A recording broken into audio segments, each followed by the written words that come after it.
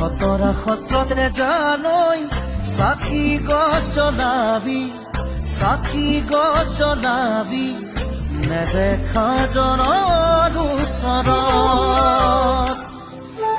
ঈশ্বৰৰ সাহসত জানৈ অহাটো বছৰত, অহাটো বছৰত বিয়া পাতি আনিম তোক ঘৰত।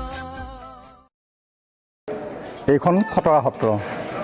এই সত্ৰখন প্ৰতিষ্ঠা কৰিছিলে লেচাকনীয়া শ্ৰী শ্ৰী গোবিন্দ আতয়ে। তেখেত মাধৱদেৱৰ সপ্তম জনা প্ৰিয় শিষ্য। আমি সকলোৱে জানো বৈষ্ণৱ ধৰ্মৰ, নৱবৈষ্ণৱ ধৰ্মৰ যি জাগৰণ হৈছিল, মহাপুৰুষ শ্ৰীমন্ত শংকৰদেৱে উত্তৰ পূব ভাৰতত আধ্যাত্মিক ক্ষেত্ৰখনৰ গোটেই মানৱ সমাজত একত্ৰিত কৰি আগুৱাই নিয়াৰ এটা প্ৰচেষ্টা চলাইছিল।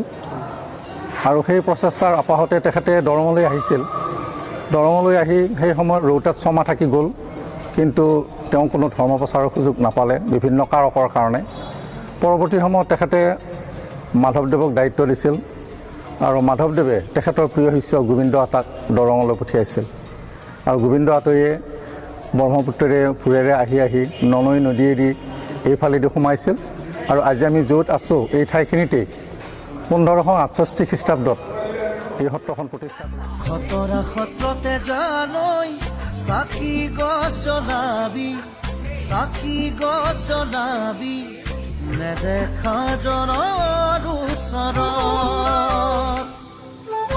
ঈশ্বৰৰ সাহসত জানৈ অহাটো বছৰত, অহাটো বছৰত বিয়া পাতি আনিম তোক ঘৰত।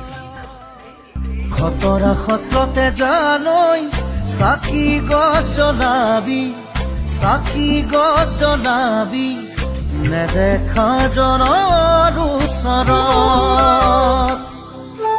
ঈশ্বৰৰ সাহসত জানৈ